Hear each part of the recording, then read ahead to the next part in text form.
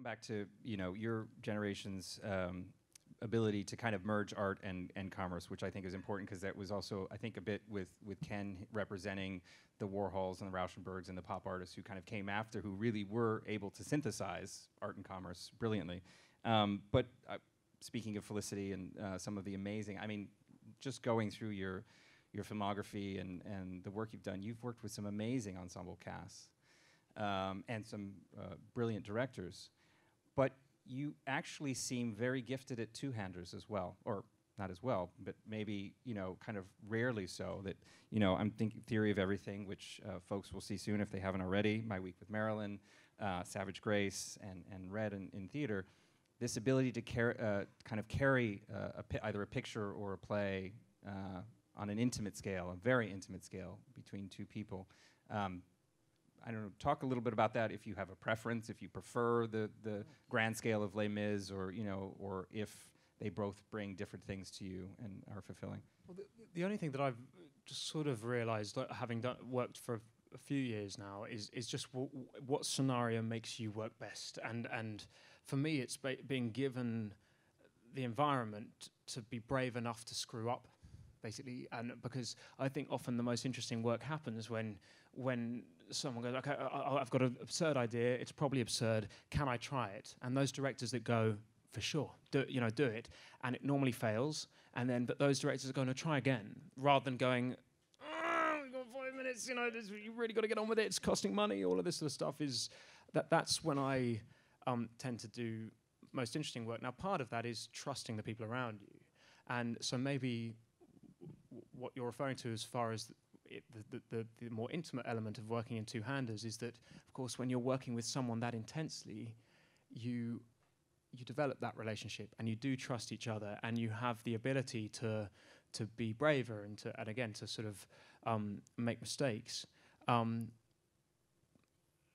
I am forever, and having started in theatre and really being really illiterate as far as film is concerned, when I look at amazing screen performances and think that actor may have met the person playing his mother 30 seconds before the camera started rolling, everyone, including myself, I used to go, yeah, but they can have as many takes as they want. They really can't. Like, they really, really can't. Like, whatever that first instinct is often the thing that's caught. And so I'm in great admiration for people that can really make you believe when there is no...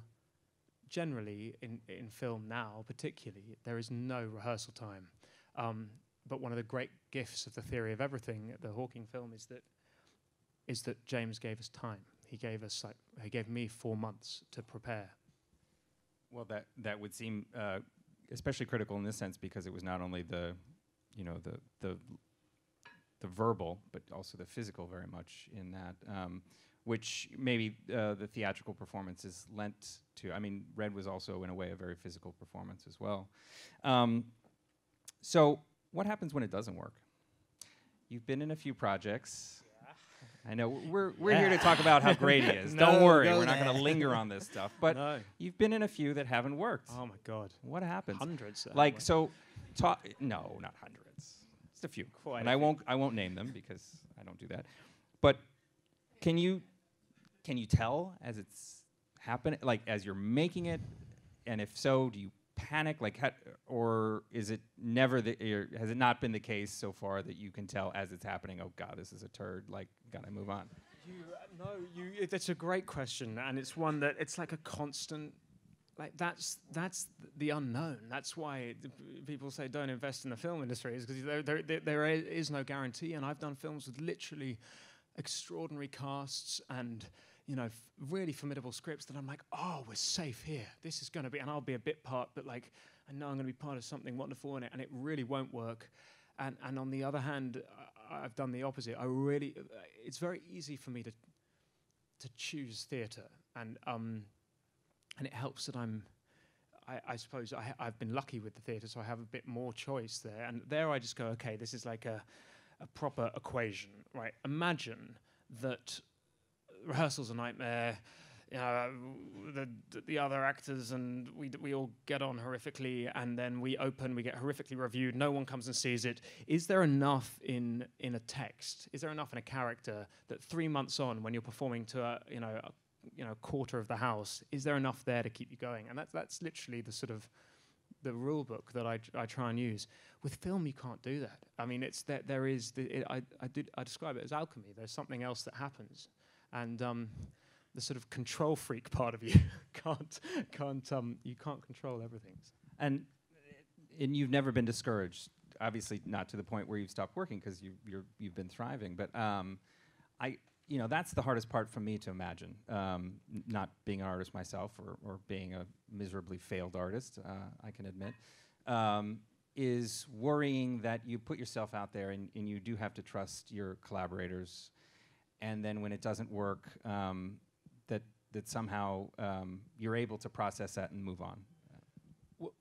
Well, the thing that I've learned, I think, subsequently, is that everything's there for a reason. And for example, there's a film called The Yellow Handkerchief, which was with William Hurt and Kristen Stewart. It was the scene in the film there, and I was playing an adopted Native American from northern Oklahoma. And I remember, actually, Gene Parsagan, my manager, who's here this evening, I remember I was in town, and he's like, there's this, it's a wonderful script. And I read it, and I was like, it is beautiful. He's like, you should go for an audition. I was like, I'm never going to get cast as an adopted Native American from northern Oklahoma. And he went, go to the audition, Eddie. Like, And I went to the audition, and because I was so convinced I didn't have a hope, I just sort of I describe it as like throwing mud at a wall. I was like, there you go, and walked out. And then I got offered the part, and I was like, I sort of had to go and speak to the director to sort of tell him that what I'd done in that audition was complete, like, I couldn't do an actual part from that. That was just like a sort of moment of absurdity. Anyway, we went through the making of that film. It's a little film. It didn't have a huge audience. When I was speaking to James Marsh, again, for The Theory of Everything, the director of The Theory of Everything, he had only seen English period dramas, and those sort of ones that I'd done, and he asked me on the phone, he said, have you done anything that's physically sort of outside of you?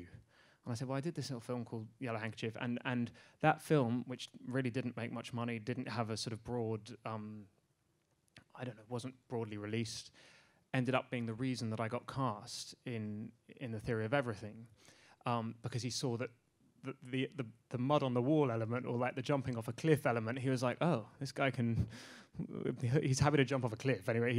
And so there was a sense that in some ways these things are, maybe I'm not a particularly fatalistic person, but that was there for a reason.